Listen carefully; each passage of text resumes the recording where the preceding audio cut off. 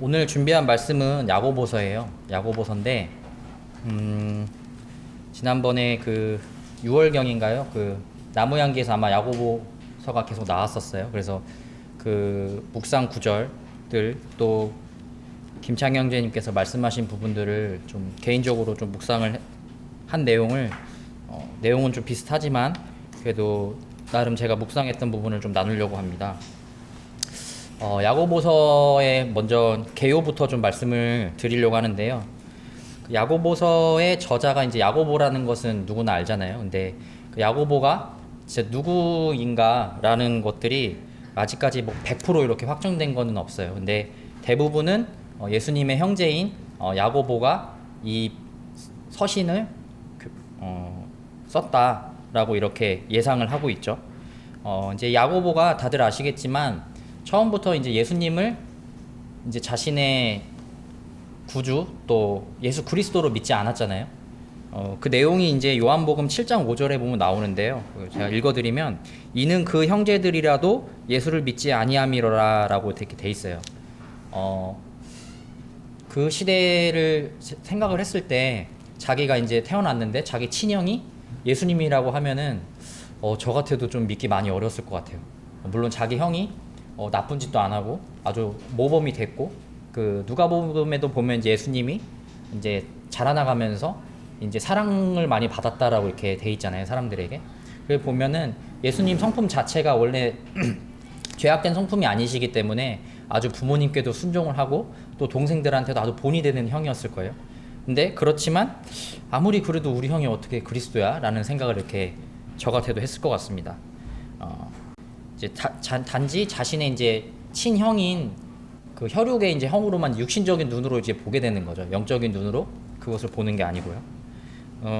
아마 이제 마리아도 얘기를 했을 거예요. 너네 형은 아빠랑 나랑 태어난 게 아니고 또 성령으로 잉태돼서 천사가 가브리엘 이렇게 얘기해줘서 태어난 그리스도라고 얘기를 했을 수도 있어요. 근데 그건 이제 엄마가 본 거고 자신은 이제 볼 수가 없었기 때문에 아마 믿지 않았던 확률이 매우 컸던 것 같습니다. 이제 하지만 야고보가 이제 십자가에 이제 자기 형이 이제 박혀서 죽게 되고 다시 부활한 걸 이제 목격을 하게 되잖아요. 그러면서 그게 큰 개념 그 터닝 포인트가 됐던 것 같아요, 야고보에게. 자기 죽었던 형이 살아난 걸 보니 진짜 이분이 자기 형이 아니고 예수 그리스도구나, 메시아구나라는 것을 받아들였던 것 같습니다. 그래서 이제 그에 대한 증거가 사도행전 1장 14절에 보면 그 다락에서 이제 제자들과 함께 모이잖아요. 거기서도 보면 예수의 아우들이 힘써 기도했다라고 이렇게 같이 나와 있거든요. 그걸 통해서 예수님의 동생 야고보뿐만 아니라 이제 여러 형제들이 있잖아요. 그 형제들이 모두 예수 그리스도를 믿은 걸로 이렇게 보게 됩니다. 그리고 이 야고보서가 상당히 이제 뒤늦게 이제 정경으로 포함이 됐어요. 이제 그 이유가 이제 몇 가지가 있는데 첫 번째가 이 책이 복음적이지 않다. 당시 시대에. 그리고 이 책은 사도에 의해 쓰여지지 않았다. 이제 야고보는 이제 야고보가 이제 성경에 세 명이 제가 알기로는 네 분인데 제가 알기로는 세 분으로 나오는 걸로 알고 있는데 알페오의 아들 또 그죠? 그다음에 이제 또 한 분 또 사도에 보면 이제 두 명이 있거든요, 야고보가. 근데 한 분은 이제 순교를 일찍 당하시잖아요, 요한의 형제인 야고보는. 그래서 이 야고보 동생인 야고보는 사도가 아니니 사도에 쓰여지지 않았다라는 주장이 있고요. 또 세 번째 또 보면 이제 행위를 상당히 강조하거든요. 그래서 행위에 의한 칭의를 얘기하기 때문에 이 부분은 좀 논란을 야기할 수 있다. 그리고 이 책은 예수의 순환과 부활에 대한 아무런 설명이 없다. 그래서 이 네 가지 때문에 정경에 가장 뒤늦게 포함이 돼요. 그래서 정경이 포함되면서도 좀 이슈가 많이 되긴 하는데 이러한 부분 때문에 그 종교개혁 때 마틴 루터가 이제 이신칭의를 주장하잖아요. 오직 의인은 믿음으로만 살리라라고 이렇게 주장을 하면서 우리가 얻는 이 구원이 이제 믿음을 통해서만 가능하다라고 이제 깨닫고 이걸 주장하게 되잖아요. 그러면서 이 루터가 이 야고보서를 평가하기를 지푸라기 같은 서신서다. 이거 말도 안 된다라고 해서 상당히 비난을 많이 했다고 하고 사실인지는 모르겠지만 이 루터가 이 정경에서 야고보서를 빼려고 하기까지도 했었지만 주변에 만류를 안 했다라는 그런 얘기도 있더라고요. 이제 이러한 배경이 된 사유가 이제 야고보서에서 행위를 상당히 강조하기 때문인데요. 그래서 이제 야고보서가 이제 크게 중요하게 여김을 받지 못했죠. 그 요새 들어서도 요즘엔 예전에 기독교가 처음 이제 우리 나라에도 들어왔을 때도 보면 율법적이고 행위를 강조했던 시대였다면 요즘에는 믿으면 천국을 간다 이런 복음이 많이 일반화되어 있잖아요. 약간 공식화처럼 돼 있고 그러다 보니까 이 야고보서에 대한 이 행위에 대한 문제들이 또 크게 중요하게 전해지지 않는 것 같습니다. 그리고 요즘에 하나님을 생각하면은 뭐 사랑의 하나님, 용서의 하나님, 뭐 긍휼의 하나님, 뭐 이런 거보다는 이런 걸 더 강조하게 되고 좀 경외해야 될 분, 좀 심판자 이런 부분은 또 없어지다 보니까 좀 더 이렇게 야고보서의 중요성이 좀 떨어지는 것 같아요. 근데 이제 이 부분은 좀 오해가 있는 부분이죠. 사실 야고보서에서 나오는 행위들과 이런 시험들 이런 것들은 오해가 있는 부분입니다. 사실 어떻게 보면 저 같은 경우에는 이 야고보서에서 강조하는 점들을 현재 우리 그리스도인이 놓치고 있기 때문에 본이 못 되잖아요. 그러다 보니까 세상으로부터 이렇게 기독교가 지탄받고 손가락질 받고 교회 믿는 사람도 다 똑같은 사람들이야 라는 생각을 좀 오히려 주는 것 같습니다. 그래서 야고보서에 대한 이제 개요를 말씀을 드렸고 이제부터는 제가 묵상했던 두 가지 내용을 좀 말씀드리려고 하는데요. 첫 번째는 시험입니다. 그리고 두 번째는 행위. 그래서 제목을 제가 야고보서의 시험과 행위라고 이렇게 지었고요. 먼저 이제 시험에 대한 내용을 좀 나누겠습니다. 그래서 1장 2, 3절을 주보를 보시면서 같이 읽어보도록 하겠습니다. 시작. 내 형제들아 너희가 여러 가지 시험을 당하거든 온전히 기쁘게 여기라. 이는 너희 믿음의 시련이 인내를 만들어내는 줄 너희가 알미라. 이 구절 상당히 많이 인용되는 구절이잖아요. 이렇게 좀 어려움에 있는 성도들에게 많이 위로를 하려고 이렇게 전해지는 것들이죠. 그래서 이 성경을 읽으면서 내가 이렇게 주님께서 날 시험하시는구나. 이 말씀에 기쁘게 여기라고 했으니까 항상 감사하면서 이 주님과 함께 동행하면서 이 시험을 이겨내야겠다라고 이렇게 힘을 많이 얻는 구절입니다. 그리고 그 아래에 있는 1장 13절에서 15절 같이 읽어보겠습니다. 시작. 사람이 시험을 받을 때에 내가 하나님께 시험을 받는다 하지 말지니 하나님은 악에게 시험을 받지도 아니하시고 친히 아무도 시험하지 아니하시느니라. 오직 각 사람이 시험을 받는 것은 자기 욕심에 끌려 미혹됨이니 욕심이 잉태한즉 죄를 낳고 죄가 장성한즉 사망을 낳느니라. 이 보면 13절에서 15절을 읽어보면 내가 받는 시험이 나의 욕심 때문에 비롯됐다고 이렇게 얘기를 합니다. 그러다 보니까 앞에 읽었던 2, 3절이 뭔가 약간 모순되는 것 같은 그런 느낌이 드는 거예요.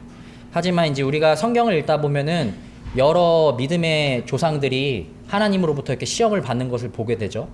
그러면 그 시험은 무엇인가 라는 생각이 떠오르게 됩니다.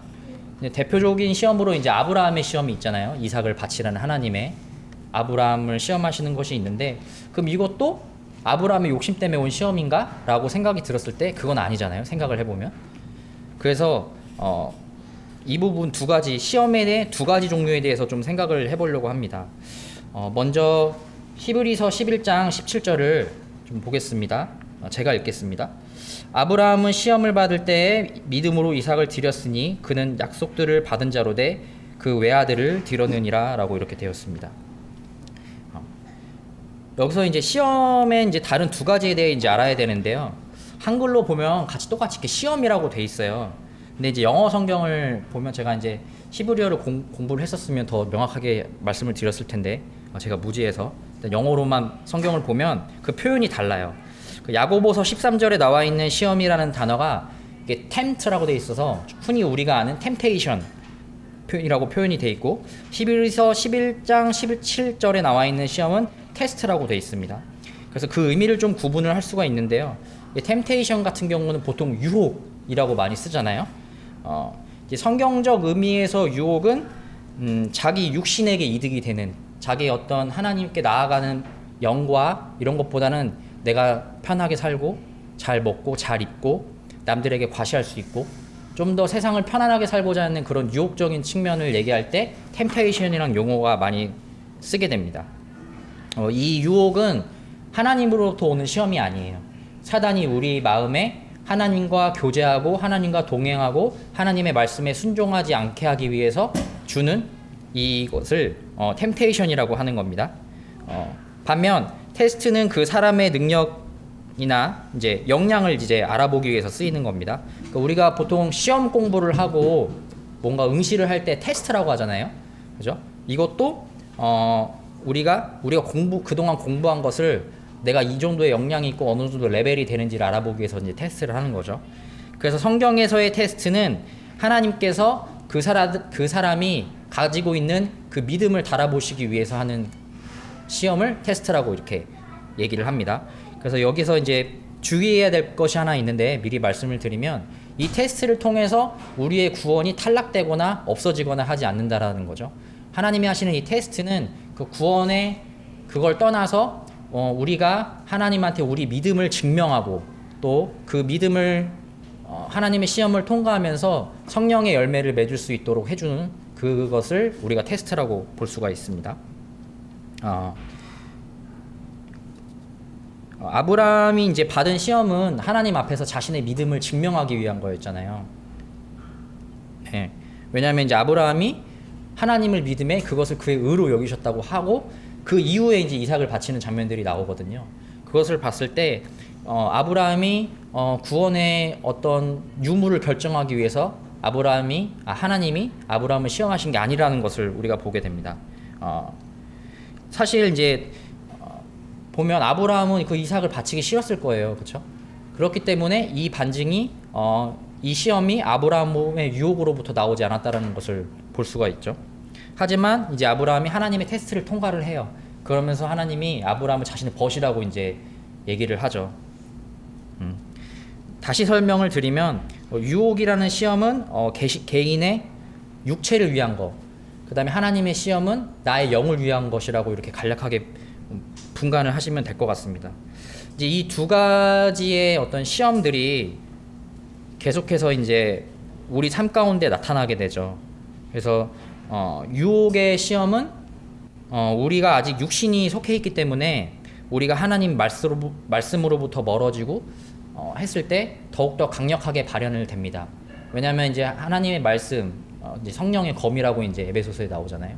그것들이 없을 때 사단이 우리에게 좀 더 접근하고 우리의 육신에 있는 그 정욕들을 건드려서 더 유혹에 넘어갈 수 있도록 하기가 이제 편하게 되는 거죠. 그럴 때 이제 나타나게 되고, 하나님의 시험은 아브라함에게 명하신 것처럼 우리가 말씀을 통해서 하나님의 말씀에 순종을 하고 또 그것으로 성령의 열매를 풍성하게 맺을 수 있는 것들을 도전받도록 하게 될 때 이제 나타나는 거죠.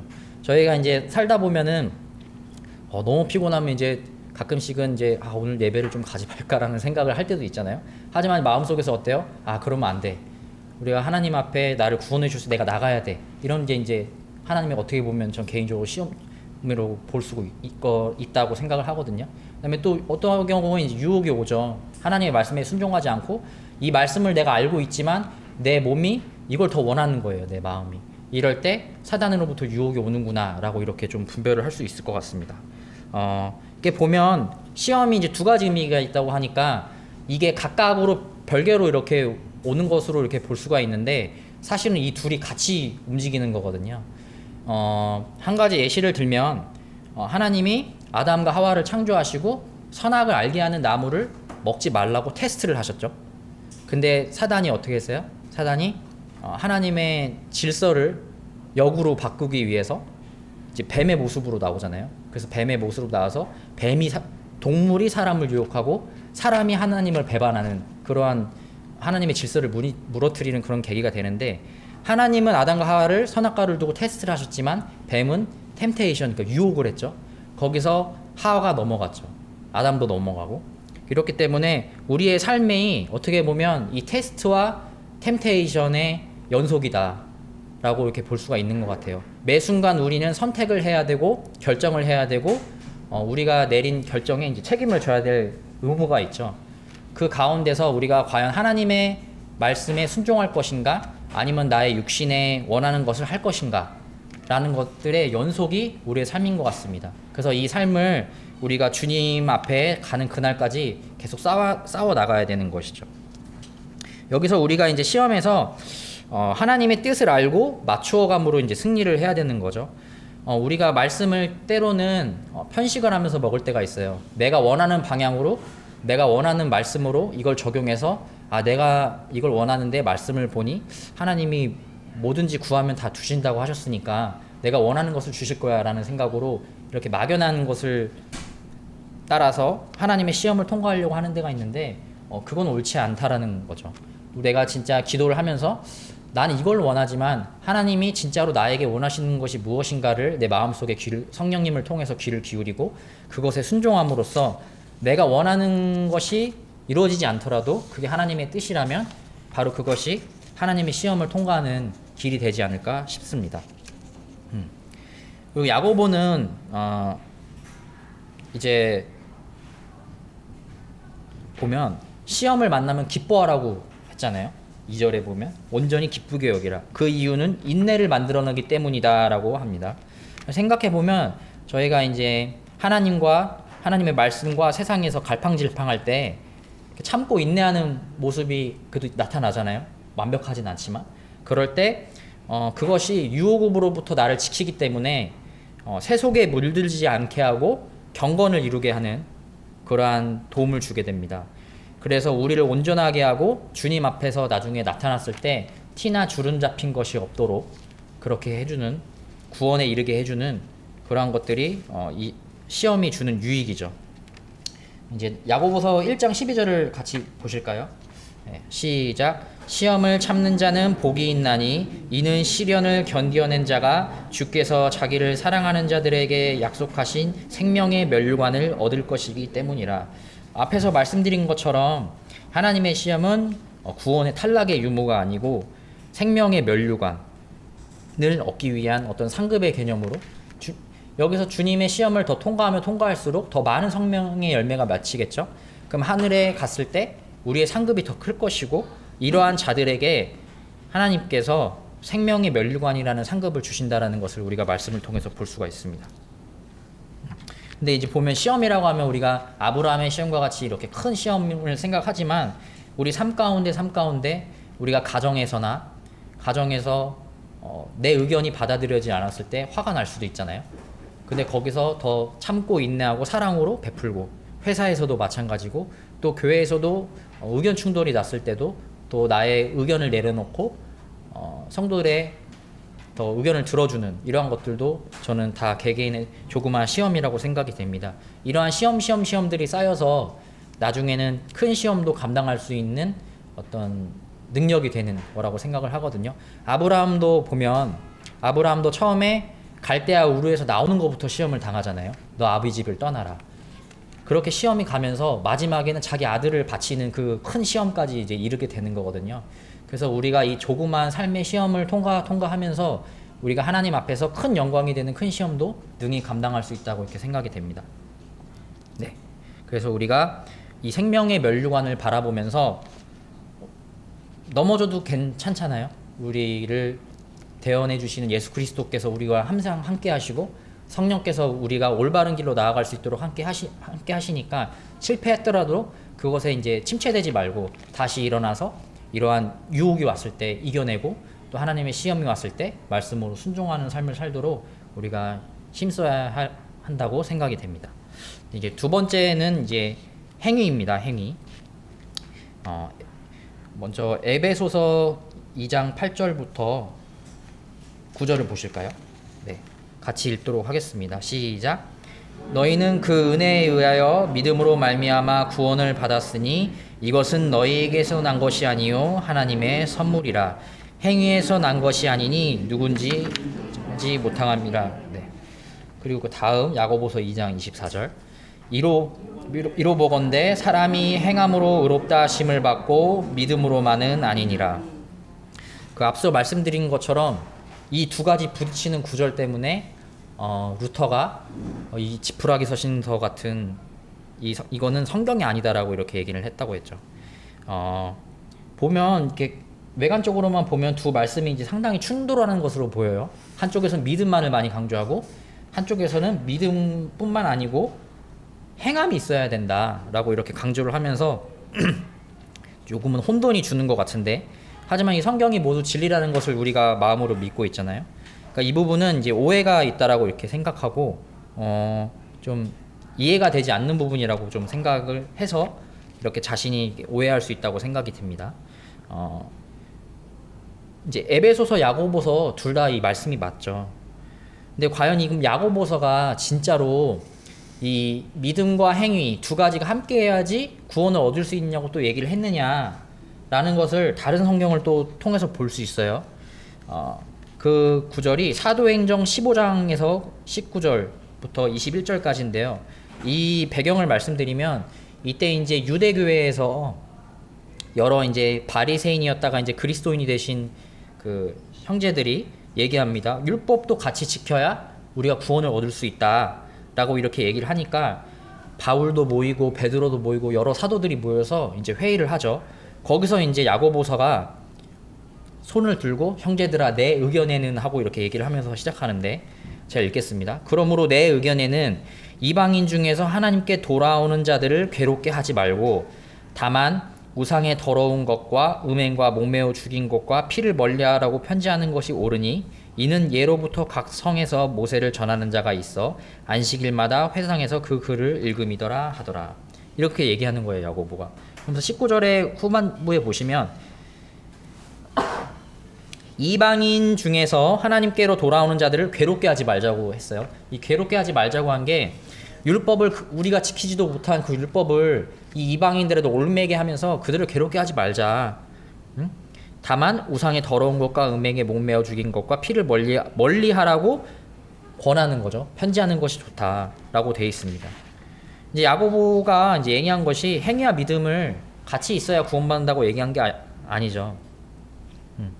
그러니까 여기서 이제 에베소서에서 강조한 것은 이제 칭의를 많이 강조를 합니다. 저희가 구원에 세 가지 요소가 있잖아요. 칭의, 성화, 영화. 이제 칭의는 그리스도를 믿음으로 죄 사함을 받고 이제 의롭게 되는 것을 이제 칭의라고 하는데, 이 칭의를 얻는 방법은 예수님의 오직 공로로만 가능하죠. 예수님을 주와 구주로 믿음으로써 성령으로 인치심을 통해서 이 칭의가 이루어집니다. 이 세상 어느 누구도 이 행위를 통해서 우리가 구원받을 수 없다라는 것을 우리가 알고 있습니다. 여기서 이제 우리가 예수 그리스도를, 성화의 단계가 뭐냐면 우리가 예수 그리스도를 주와 구주로 믿는 믿음을 가지고 우리가 세상을 살아가면서 이제 나오는 행위들을, 그리고 우리가 삶 가운데서 계속 죄를 짓잖아요. 그래서 우리가 믿는 믿음을 가지고 하나님의 말씀에 순종하면서 나아가는 그 과정들을 이제 성화의 구원이라고 얘기를 하죠. 그래서 이러한 부분이 명확하지 않게 되면 이 칭의를 또 성화의 과정으로 또 이해해서 또 오해할 수가 있는 부분이죠. 그래서 이러한 부분을 메시지가 좀 이상하게 들릴 수 있다라는 것입니다. 이제 야고보가 얘기한 행위는 제가 앞서 말씀드린 성화의 과정에서 나오는 믿음의 결과들이죠. 우리가 믿음은 어때요? 교회에 오는 게 즐겁고 찬양을 드리는 게 즐겁고, 우리가 예를 들어서 육신으로 행하다가도 마음에 자꾸 걸려요. 아, 이러면 안 되는데, 이거 주님이 이렇게 하지 말라고 했는데 라고 이렇게 마음에 걸리게 됩니다. 그리고 우리가 또 형제를 사랑하게 되고 또 믿지 않는 가족을 위해서 기도하게 되고 또 복음을 전하고자 하는 그러한 마음이 많이 들잖아요. 이러한 것들이 우리가 예수 그리스도를 믿는 믿음에 대한 결과로 나타나는 것들이죠. 이러한 결과들이 우리 삶 가운데서 드러나야 진정한 믿음이다 라고 이렇게 얘기하고 있는 게 야고보서의 그 주요 내용입니다.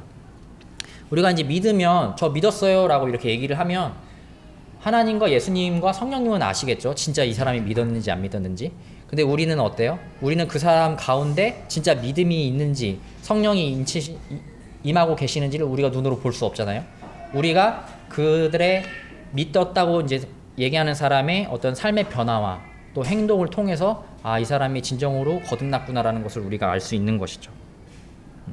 그래서 이제 야고보서는 얘기합니다. 2장 18절. 어떤 사람은 말하기를 너는 믿음이 있고 나는 행함이 있으니 행함이 없는 너의 믿음을 내게 보이라. 나는 행함으로 내 믿음을 내게 보이라 하리라. 이렇게 얘기를 하는 거예요. 너가 믿는다고 하면서 변함도 없고 또 예수 그리스도를 사랑하는 어떠한 행위조차 보이지 않는데 나는 내가 진정으로 믿었다는 것을 나의 행함으로 너에게 보여주겠다라고 이렇게 도전을 하고 있는 것이죠. 이제 여기서 믿음이 있으면 행함이 따라온다라는 이것을 증거하기 위해서 두 가지 인물을 이제 야고보서가 예로 드는데, 한 명이 아브라함이고 또 한 명이 기생 라합이죠. 네. 야고보서 이제 2장 21절, 23절 같이 읽겠습니다. 시작. 우리 조상 아브라함이 그 아들 이삭을 제단에 바칠 때 행함으로 의롭다 하심을 받은 것이 아니냐. 내가 보거니와 믿음이 그의 행함과 함께 일하고 행함으로 믿음이 온전하게 되었느니라. 이에 성경에 이른바 아브라함이 하나님을 믿으니 이것을 의로 여기셨다는 말씀이 이루어졌고 그는 하나님의 벗이라 칭함을 받았나니 라고 이제 돼 있습니다. 여기서 아브라함이 하나님을 믿음에 이것을 그의 의로 여기셨다는 말씀이 이미 이루어졌죠. 그렇죠? 그리고 근데 그 앞에는 그의 행함과 믿음이 함께 일한다고, 그리고 그의 두 개가 온전케 되었다고 이제 얘기를 하고 있습니다. 이 부분이 이제 말씀드린 이제 성화의 부분에 이제 해당이 된다고 저는 보고요. 그리고 또 이제 이 행위가 없다면 그 사람이 진짜로 구원 받았는지를 우리가 다시 한번 점검하고 개인 스스로도 자신을 점검할 필요가 있는 것이죠. 이제 성화를 통해서 우리가 이제 주님 앞에서 결산받을 그 심판 때 그에 따라 이제 상급이 나뉘고, 우리가 왕국 앞에서 천년왕국에 갔을 때 우리가 이제 다스릴 수 있는 지역의 이제 크기가 결정된다고 저는 생각이 됩니다. 여기서 그러면 역으로 생각을 해보는 거예요. 만약에 아브라함이 이삭을 바치지 않았다면 그의 구원이 취소되었을까를 우리가 생각해 봤을 때 그렇지 않잖아요. 왜냐하면 이미 하나님을 믿는 의가 그에게 있었기 때문에 그는 지옥에 갈 수가 없었다고 저는 생각이 합니다. 다만 그동안 아브라함이 여러 가지 하나님의 그 테스트를 오면서 단련이 된 거예요. 그만큼 성장이 되고 영적으로 거룩하게 되고, 그러면서 그의 믿음이 점점 커져가니까 그 믿음에 의해서 이 이삭을 바칠 수 있는 이 시험을 통과함으로써 하나님께 이제 벗이라고 칭함을 받을 수 있는 되는 것이죠. 또 한 명은 이제 기생 라합이에요. 기생 라합.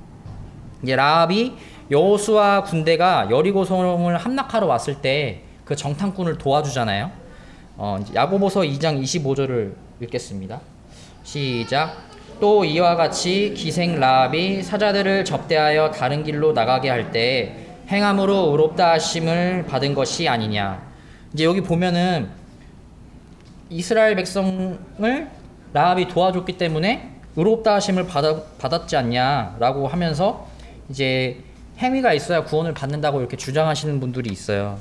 근데 그 여호수아, 여기 지금 좀 프린터가 잘못 야고보서로 되어 있는데 성경을 펴셔서 여호수아 2장 10절을 좀 보실까요? 여호수아 2장 10절입니다. 구약 성경 페이지 321페이지고요. 여호수아 2장 10절부터 11절까지입니다. 네, 2장 10절부터 11절까지 제가 읽겠습니다. 이는 너희가, 이제 얘기하는 게 이제 라합이에요. 라합이 이스라엘 정탐꾼에게 얘기하는 장면입니다. 이는 너희 이스라엘이 애굽에서 나올 때 여호와께서 너희 앞에서 홍해물을 마르게 하신 일과 너희가 요단 저쪽에 있는 아모리 사람의 두 왕 시온과 옥에게 행한 일, 곧 그들을 전멸시킨 일을 우리가 들었음이니라. 우리가 듣자 곧 마음이 녹았고 너희로 말미암아 사람이 정신을 잃었나니 너희의 하나님 여호와는 위로는 하늘에서도 아래로는 땅에서도 하나님이시라 라고 이렇게 얘기를 하고 있어요. 그러면서 이 10절부터 11절 전반부까지는 그 하나님께서 이스라엘에게 말씀하신 그 팩트를 이제 얘기를 하죠. 라합이 이렇게 들었다. 그리고 뭐라고 고백을 하냐면 여호와는 위로는 하늘에서도 아래로서는 땅에서도 하나님이라고 이렇게 고백을 해요. 라합이. 그러니까 이미 라합은 그 얘기를 듣고 이 하나님이 진정한 하나님이시구나, 진정한 신이시구나라는 것을 깨닫고 이게 믿게 된 거예요. 그렇기 때문에 그 믿음이 있기 때문에 이 이스라엘 백성을 숨겨줄 수 있는 용기가 있는 것이죠. 그걸 통해서 자신은 하나님을 믿는 자라는 것을 이제 자신의 행동을 통해서 이제 나타내게 되는 것입니다. 그걸 나타내니까 어때요? 이스라엘이 이 가족들을 멸하지 않잖아요. 그리고 이 라합이 나중에는 예수님의 족보까지 이제 실리게 되는 큰 어떻게 보면 영광이죠. 또 상급을 얻게 되는 거죠, 라합이. 그런 것을 이제 볼 수가 있습니다. 이렇듯 이제 믿음을 가지고 있는 사람은 자신의 행위를 통해서 그 믿음이 증명이 돼야 된다는 거고, 하나님으로부터 의롭다함을 받을 뿐만 아니라 세상 사람들에게 이제 우리가 의인이다, 우리는 세상 사람들과 다르다라는 것을 보여주면서 우리가 또 우리의 행동을 통해서 그들에게 복음을 전할 수 있는 이러한 기회를 또 주기도 하는 것이죠. 그래서 야고보는 구원만 받으면 된다라는 어떤 이러한 생각을 가진 사람들에게 행위의 중요성에 대해서 이제 일깨워 주고 있는 거예요. 그래서 이제 행위, 곧 율법에 대해서도 또 얘기를 하고 있는데, 율법은 우리가 죄인인 것을 깨닫게 해주잖아요. 우리가 율법을 지킬 수 없잖아요. 다 하나도 못 지키잖아요.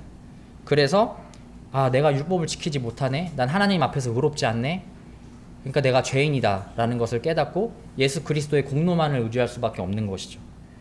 그래서 율법은 그리스도로 인도하는 몽학선생이죠. 율법을 지킨다고 구원을 얻지는 못합니다. 하지만 구원받은 이후에 과연 그 율법이 우리에게 쓸모가 없는 것이냐라고 했을 때 그렇지 않다라는 것이죠. 여기 주보에 야고보서 1장 25절을 좀 읽어볼까요? 시작. 자유롭게 하는 온전한 율법을 들여다보고 있는 자는 듣고 잃어버리는 자가 아니요 실천하는 자니 이 사람은 그 행하는 일에 복을 받으리라. 그리고 야고보서 2장 12절도 같이 읽겠습니다. 시작. 너희는 자유의 율법대로 심판받을 자처럼 말도 하고 행하기도 하라. 여기 두 성경 구절을 읽었는데요. 보통 율법을 보면 율법이 우리에게 굴레가 되고 또 우리에게 짐이 되잖아요. 우리가 율법의 종이니까, 구원받기 전에는요.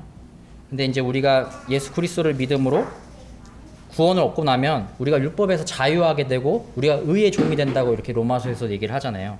근데 이게 좀 어떻게 보면 좀 독특한 표현이라고 해야 될까요? 그게 있는데, 그 율법을 자유롭게 하는 온전한 율법이라고 하고, 또 2장 12절에서는 자유의 율법이라고 이렇게 얘기를 하고 있어요. 더 이상 이제 구원받은 그리스도인들은 이 율법이 우리를 종속하지 못하죠. 근데 이제 율법이 주는 도움이, 우리가 예수 그리스도를 믿고 이제 주님의 뜻대로 살아가야 되잖아요. 그때 그 율법이 우리의 삶 가운데서 우리가 죄로부터 자유로워질 수 있도록 그 율법이 가이드라인을 역할을 한다고 저는 생각을 합니다. 그래서 우리가 구원받고 나서 우리 이웃을 내 몸과 같이 사랑하지 않고 하는 게 아니잖아요. 우리가 믿었다고 그 모든 것들을 포기하고 우리 마음대로 사는 게 아닙니다. 우리가 성령님이 우리 마음 가운데 계시면서 그 율법에서 얘기했던 내 하나님을 네가 몸과 마음을 다하여 여호와를 사랑하라는 마음과 또 내 이웃을 내 몸과 같이 사랑하라는, 결국엔 사랑이 주제잖아요, 율법이. 그 사랑을 지키라고 계속 성령님이 우리 마음속에서 얘기를 하시죠. 그것을 지킬 수 있도록 이제 율법이 우리 삶 속에서 일어나가는 그 성화의 구원의 과정에서 그 죄로부터, 우리 삶 가운데 있는 죄로부터 우리를 자유롭게 할 수 있다라는 그 율법으로서 우리에게 이제 도움이 되는 것이죠. 그래서 우리가 거듭난 이후 이제 다시 죄를 짓는다면 그것은 죄로부터 완전한 자유한 그리스도인과 또 모순되는 삶이고 죄와 싸워 나가지 않는 삶이 되죠. 그래서 우리는 히브리서의 말씀대로 너희가 피 흘리기까지 죄랑 싸우라 라는 말씀을 마음에 두고 우리가 그렇게 삶을 살아야 되어야겠습니다. 이제 다시 한번 말씀드리면, 행위는 믿음이 꼭 선행되어야 된다는 거, 행위가 우선이고 믿음이 오는 것이 아니고 믿음이 먼저야 된다는 것을 다시 한번 말씀드립니다. 만약에 아브라함의 행동이 믿음이 없이 이삭을 바치는 행위였다면 어떻게 보면 아들을 죽인 아버지의 모습과도 다를 바가 없다고 생각을 하고, 또 라합도 믿음이 없이 이스라엘을 도와줬다고 한다면 그 여리고의 백성의 입장으로서는 이렇게 배신자의 어떤 입장으로밖에 우리가 볼 수가 없는 것이죠. 하지만 하나님 믿는 믿음을 가지고 그 일을 했기 때문에 하나님께서 그것을 의롭다고 여기신 거라는 것을 우리가 다시 한번 기억을 해야 됩니다. 이제 이렇게 행위를 또 강조하다 보니까 이렇게 좀 치우칠 수가 있을 것 같아요. 삶의 행위가 드러나지 않으면 좀 구원받은 걸로 이렇게 인정해주지 않으려고 하는 어떤 그러한 것들의 모습이 또 있을 수도 있을 것 같아요. 변화가 별로 없으니까 좀 더 침례 상담을 또 해보고 좀 더 복음을 더 들었으면 좋겠다라고 이렇게 하는 게 있는데 너무 그쪽으로 또 치우치는 것도 또 옳지 않다고 봅니다. 그렇게 되다 보면 또 갈라디아서처럼 또 행위를 통해서 구원을 확신하려고 하는 또 그렇게 오류에 또 빠질 수가 있거든요. 그래서 또 믿음과 행위가 함께 일하긴 하지만 항상 우리가 구원을 얻었다고 칭의를 받는 것은 믿음이 우선돼야 되고 자라나면서 점차 행위가 변해가는 과정을 할 수 있도록 도와주는 게 우리 교회의 역할이고 또 우리가 성도들 개개인이 돌아가면서 권면을 해야 될 거라고 저는 생각이 됩니다. 왜냐하면 행위로 그 사람의 구원을 좀 판단을 하다 보면 이제 저는 이제 씨 뿌리는 비유에 보면 좋은 땅에 뿌려졌을 때 30배, 60배, 100배 이렇게 사람마다 맺히는 열매의 수가 다르잖아요. 누구는 30배만 맺을 거고 누구는 10배만 맺을 거예요. 또 어떤 성도님은 1배만 맺을 수도 있고 어떤 성도님은 100배까지 맺을 수 있죠. 근데 자신은 60배까지 맺어야지 자신은 이게 믿음이라고 생각할 수도 있는 거예요. 자신의 주관적인 판단으로. 근데 주님이 봤을 때는 1배만 남겨도 열매라고 하실 수 있는 거거든요. 그렇기 때문에 그런 식으로 또 성도의 행위를 통해서 그 사람이 구원 받았다 안 받았다를 너무 이렇게 하는 것도 옳지 않는 모습이라고 생각이 됩니다. 네. 그래서 이번 말씀을 통해서 저의 믿음의 증거가 무엇인지 좀 되돌아보게 됐어요. 나는 어떠한 행위로 내 믿음을 증거하고 있느냐라고 했을 때 개인적으로 부끄러운 마음이 있었고 회개하는 마음이 있었습니다. 말씀을 통해서 우리가 사단의 시험에 넘어가지 않고 하나님의 시험을 능히 지나갈 수 있도록 또 우리의 믿음의 증거가 행위를 통해 나타날 수 있도록 그래서 그리스도의 향기가 퍼져질 수 있도록 이렇게 되는 우리 선동님들 되셨으면 좋겠습니다. 네, 이상으로 말씀 마치겠습니다. 기도하겠습니다.